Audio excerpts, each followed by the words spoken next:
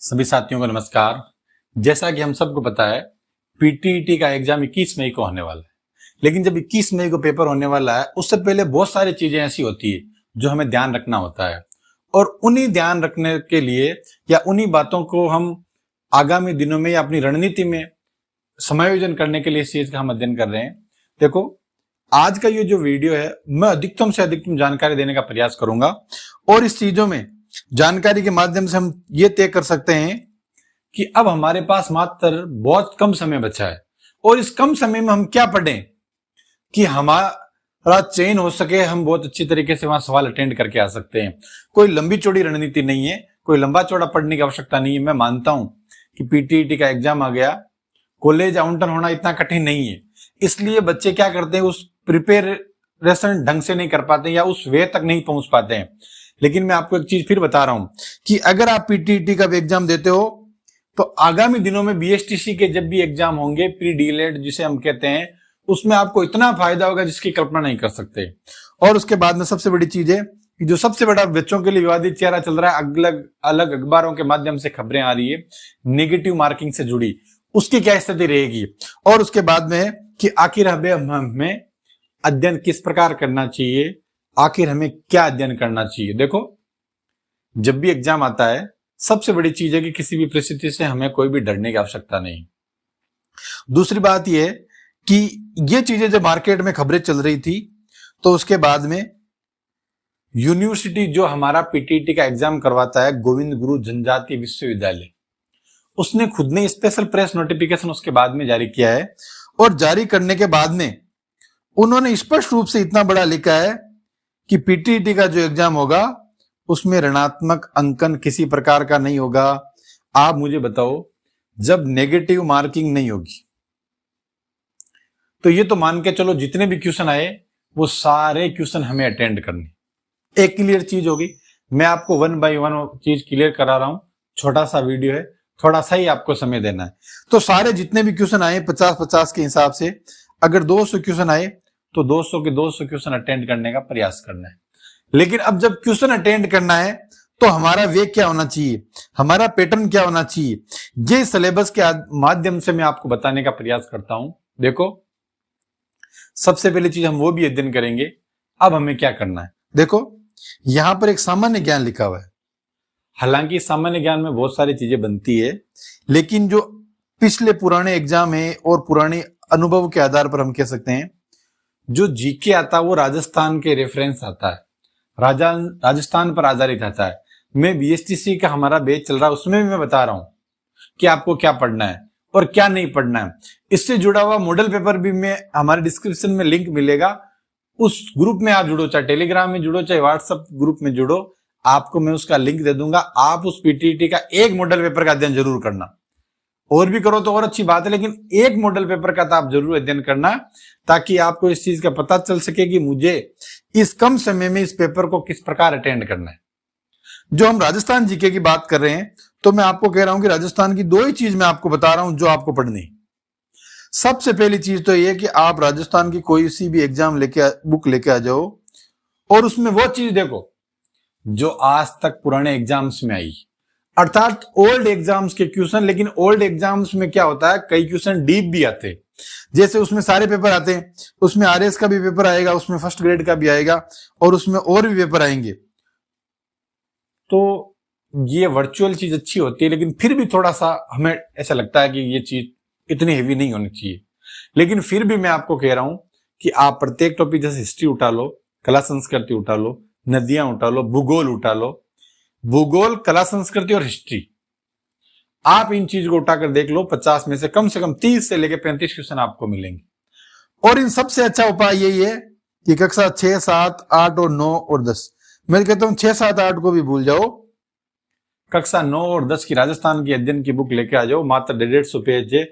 अगर आप अभी या आज बैठते हो तो मैं कहता हूं कि कल सुबह तक आप राजस्थान अध्ययन पूरी पढ़ लोगे।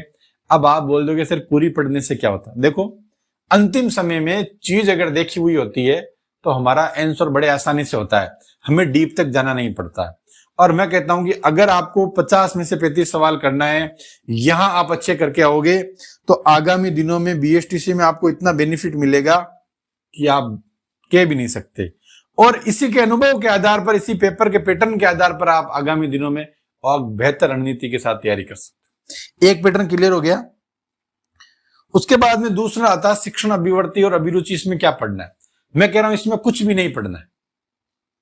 मात्र और मात्र आप मॉडल पेपर के 10 से 20 सवाल आप करो, मात्र 10 से 20। अगर आपका मन करता है तो 30 करो, अगर और मन करता है तो 40 सवाल कर दो। मैं तो कहता हूं कि कम से कम आप 1-1.5 घंटा इसको दो, 2 घंटा दे दो।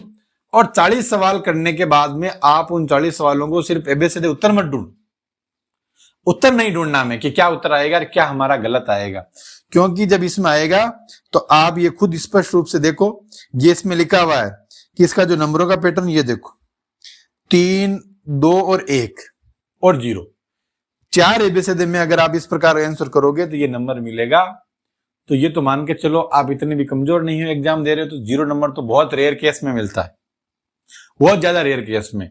बाकी 3 और 2 आप इजी गोइंग लेके आ सकते हो। उन 40 सवालों में आप अटेंड करते समय ये तय करो कि मुझे पूछ क्या रहे हैं, और सवाल हमेशा विद्यार्थी हित में होना चाहिए। हाँ, कई बार हित को ज्यादा भी नहीं देखना चाहिए। जैसे कहते हैं कि गुटखा खाना चाहिए, क्या बच्चों को खाना चाहिए? क्या नहीं, आप सोचते हो विद्यार्थी के बारे में गलत नहीं सोचना, तो ये बहुत नेगेटिविटी है। पीटना नहीं चाहिए, बिल्कुल नहीं पीटना चाहिए। दंड से जुड़ा हुआ विद्यार्थी से कोई संबंध नहीं। पढ़ाना चाहिए, बेहतर पढ़ाना चाहिए, समस्यात्मक सवाल भी आते हैं, निदान करते हुए पढ़ाना चाहिए, ग्रुप को समझते हुए पढ़ाना चाहिए। इन चीजों को आप ध्यान में रखते हुए उन बच्चों को पढ़ाने का प्रयास करो, या आप 2 घंटा अध्ययन करने का प्रयास करो। तो आपके अगर इन 2 चीजों का आप अध्ययन करते हो तो 100 क्वेश्चन हो जाते हैं। और उसके बाद में आती है सामान्य हिंदी और अंग्रेजी। आपने दोनों में से देखो, पीटीईटी में क्या होता है, दोनों आते हैं, एक 30 नंबर की आती है, एक 20 नंबर की आती है, और आपके क्या होता है, दोनों में से एक आता है। तो आप ये तय करो कि जो भी आपने लैंग्वेज ली है, अगर मोस्टली हम हिंदी लैंग्वेज ही लेते हैं, अगर आपने हिंदी लैंग्वेज ली है तो राजस्थान बोर्ड की एक नवीन राजस्थान की किताब आती, और अगर वो नहीं आती तो आप अपने किसी मिलने वाले से कोई पुराने एग्जाम्स के हिंदी के टॉपिक वाइज 20-20 क्वेश्चन ले लो। मैंने ये देखा है कि पीटीटी का एग्जाम क्या, अभी कुछ समय पहले ईओआर आरपीएससी जैसा एग्जाम हुआ, उसमें भी पुराने एग्जाम्स के क्वेश्चन आए। आप मुश्किल से 50 सवाल में से 1 या 2 सवाल ऐसे कह सकते हो जो पुराने नए सवाल है, और एक भी सवाल नहीं आया नहीं। जब आरपीएससी संस्था ही पुराने एग्जाम्स के पीछे घूम रही है, तो ये तो एक पात्रता का एग्जाम है, एकदम आप न्यू यूथ बच्चे हो, तो आपके पुराने एग्जाम्स के भी आएंगे और ऊपर सरफेस से आएंगे, डीप मत जाना आप किसी भी चीज के, ये क्या होता है। और नेगेटिव मार्किंग वैसे भी नहीं है, तो आपको बर्डन, तनाव लेने की कोई आवश्यकता नहीं है। और उसके बाद में आती है मानसिक योग्यता। मैंने आपको कहा कि राजस्थान जीके से आप राजस्थान अध्ययन कक्षा 9 और 10 की किताब पढ़ो, उसमें समय दो। उसके बाद में आप क्या करो, रीजनिंग के लिए भी समय दो। देखो कई बार ऐसा होता है कि हम सवाल में रीजनिंग्स के आते हैं, कहां जुड़वाता है, कहां गुणा करवाता है, ए से लेके कहीं जेड ले रहा है, जेड से आर ले रहा है, तो उन वर्ड का जो कॉम्बिनेशन होता है वो हम ढंग से व्यवस्थित नहीं कर पाएंगे जब तक हम प्रैक्टिस नहीं करेंगे। इसलिए आपको प्रैक्टिस बहुत जरूरी है, और ये चीज इतनी समझनी है जिसकी वो कल्पना नहीं कर सकते। और मैं आपको एक चीज बता रहा हूं कि अगर मात्र 2 दिन जो हमें मिल रहे हैं, इनमें हम ढंग से तैयारी कर लेंगे तो आप बीएसटीसी में बाकी विद्यार्थियों से बहुत ज्यादा आगे चले जाओगे। और जैसे जैसे मैंने पढ़ाया वही बताया, वही पढ़ना है, और यही बीएसटीसी की चीजें हैं, इसके अलावा कोई नहीं है। आप पेपर 2 घंटे अटेंड करके आते हो, आप अपना आकलन बहुत ज्यादा कर लोगे कि मुझे बीएसटीसी में कैसा पढ़ना है।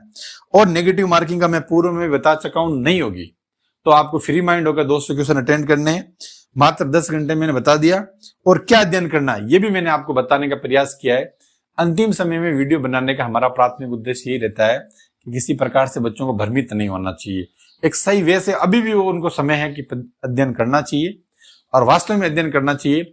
आप इस पीटीटी के लिए नहीं तो कम से कम उस बीएसटीसी के लिए अध्ययन करो जो आपको आगे लेकर जाएगी। और निसंदेह वर्तमान का जनरेशन है बहुत ज्यादा इसी की ओर बढ़ रहा है। आपने समय दिया इसके लिए बहुत बहुत धन्यवाद। आप ऐसे अध्ययन करते रहिए, और अगर फिर भी कोई समस्या रहती है आप हमें बता सकते हो। चैनल के नीचे जो लिंक डिस्क्रिप्शन होता है उसमें मैं आपको व्हाट्सएप ग्रुप का दूंगा और टेलीग्राम का भी दूंगा, आप उनमें जुड़ सकते हो। मैं कम से कम 3 से 4 मॉडल पेपर भेजने का प्रयास करूंगा। अगर समय मिलेगा तो जरूर मैं एक मॉडल पेपर सॉल्व करा के कल भेजूंगा आपको। आप उसको एग्जाम से पहले एक बार आधा पौन घंटे का जो मॉडल पेपर आएगा, कौन कौन से कैसे क्वेश्चन बनते हैं, वो सारी चीजें मैं बताने का प्रयास करूंगा। आप जरूर अध्ययन करना। आपने समय दिया इसके लिए धन्यवाद। Thank you so much.